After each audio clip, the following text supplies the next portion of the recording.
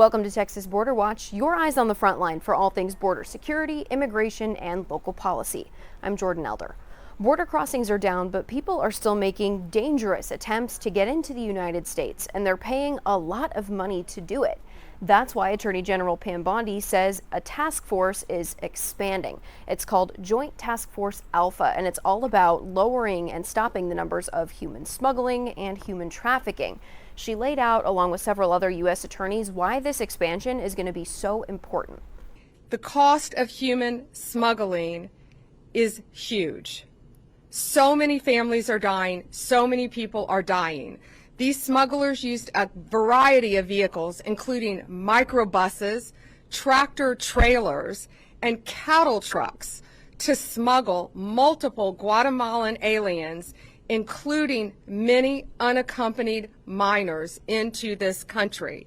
In the Western District of Texas, where Justin Simmons is our U.S. attorney, we just this week charged 4 defendants with their role in a deplorable scheme smuggling unaccompanied children into the United States from Mexico. These monsters behind the operation drugged unaccompanied children coming into our country, giving them THC so they would be asleep when passing through customs.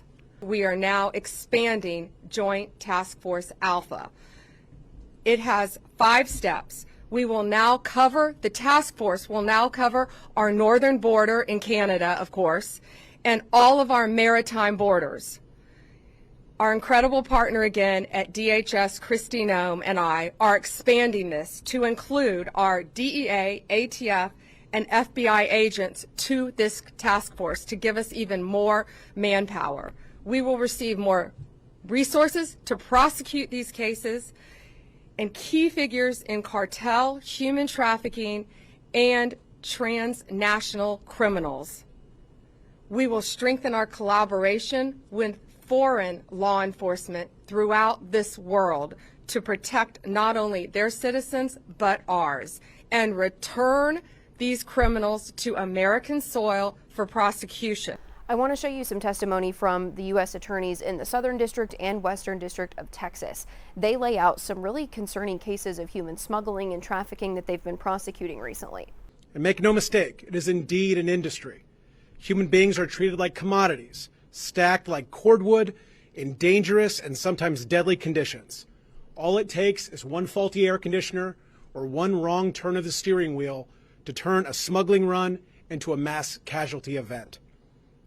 The saddest example of this is the 2021 smuggling crash in Chiapas, Mexico, where a tractor trailer carrying 160 people overturned, costing the lives of 50, including children, and injuring more than 100 others. The Southern District of Texas, along with Joint Task Force Alpha, has worked tirelessly to bring justice to those responsible for this great tragedy. Last year, a grand jury in the Southern District of Texas indicted 6 Guatemalan nationals for conspiring to smuggle these victims into the United States. And on December 9th of last year, the 3rd anniversary of the crash, Guatemalan authorities arrested the 4 remaining conspirators who were residing overseas. I'm pleased to announce today that 3 of these alleged conspirators have just been extradited to the United States and are making their initial appearance today in Laredo, Texas, with a 4th defendant on the way. I am grateful to our Guatemalan partners for their assistance in delivering these defendants to us so that these accused smugglers can learn a little bit about what Texas justice looks like. You know, Juarez, Mexico is right across the border from El Paso, Texas, and for years, Juarez has been plagued by violence, kidnapping, and murder. Cartels have been warring over that area for decades because it's a key route for trafficking drugs and smuggling humans into the United States. These cartels have no bottom. There is no limiting principle on how low they will go to enrich themselves. We saw an example of this recently in a case where a woman named Susana Guadian ran an alien smuggling organization out of Juarez. She worked with her husband Daniel, her daughter Diane, and Diane's husband Manuel Valenzuela to smuggle children from Mexico into the United States. Basically, what she would do was contact U.S. drivers who would come across and pick up these children and then take them back across the border. Prior to being picked up, Susanna would prep these children by sometimes telling them what to say when they got to the POE, the port of entry, or a checkpoint.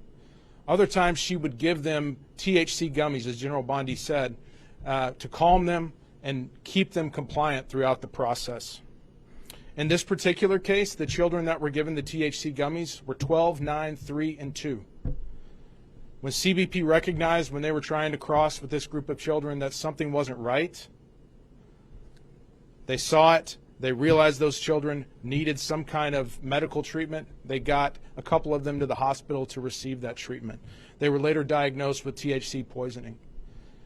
As U.S. Attorney Ganji said, as General Bondi said, these cartels, these organizations do not care about you or your children when moving them across the border.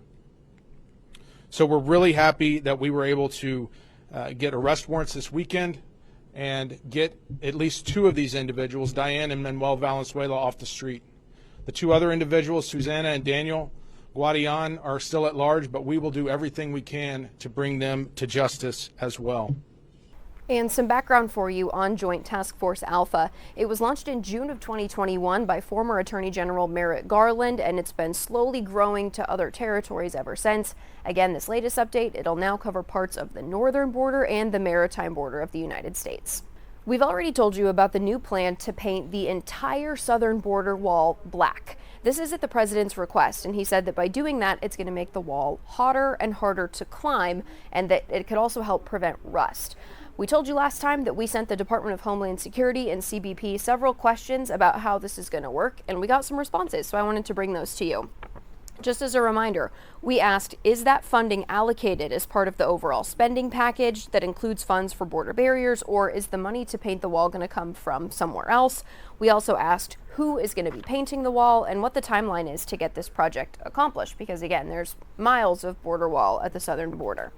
So here is the response that we got. With the OBBB, which is the One Big Beautiful Bill Congressional Funding Package, if you're unfamiliar, we will be able to finish the border wall system started under President Trump's first term. Due to an active procurement process to finish the wall, it would be irresponsible to the American taxpayer to release the numbers, as it may impact future bids. So the translation here is, they're not going to tell us exactly how much it could cost to paint the entire border wall. The statement goes on to say, the One Big Beautiful Bill Act includes $46.5 billion for border barrier system construction. Black paint is considered an attribute of the border barrier system. So that tells us this is not going to need new money allocated. It's going to be in this big federal spending package that has already been passed.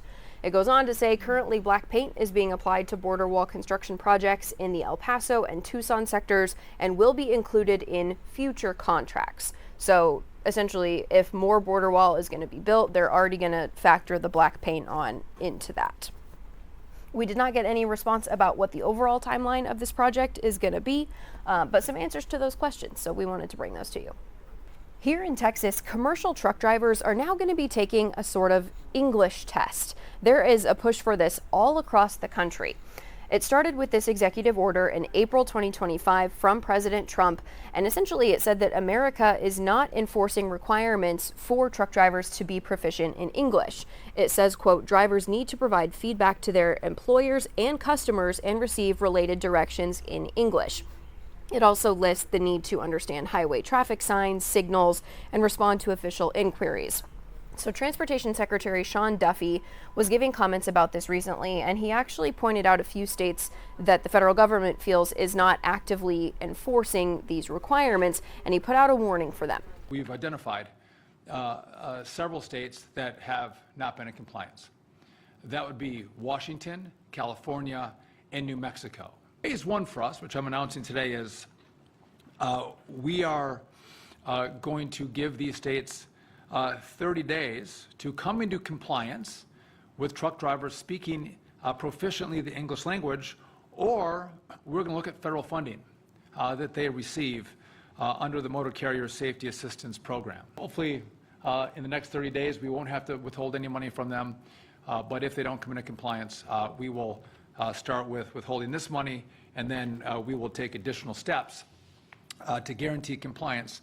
And this is not, just to be clear, this is not just about saying we have some obscure rule that we want them to comply with, that truck drivers speak English. This is about keeping people safe on the road. Your families, your kids, your spouses, your loved ones, your friends, we all use the roadway. And we need to make sure that those who are driving big rigs, semis, can understand the road signs, that they've been well trained, and that when they're pulled over by law enforcement, they're stopped by law enforcement, or there's a crash and law enforcement responds, they can effectively communicate what they have on their rig. There might be a history that they have to be able to communicate to law enforcement when they're pulled over or there's an accident. The state of Texas is doing their own crackdown on this. Governor Greg Abbott recently ordered Texas DPS to do zero-tolerance language checks on all commercial truck drivers. And the Texas Trucking Association has said that they're on board with this to promote safety. Critics of this, though, say enforcing these requirements could make labor shortages worse, leading to a shortage of truck drivers. And they've also brought up exactly how this enforcement is going to work. Could it be subjective if different people have different ideas of what is proficient in English? So we've reached out to Texas DPS for more information on how all of this is going to work, but this is already in effect here in Texas, especially as drivers come in and out of Mexico. That's all for this week's Texas Border Watch. You can read more in depth on any of these stories over on news4sanantonio.com or on foxsanantonio.com. We'll be back with all your headlines next week.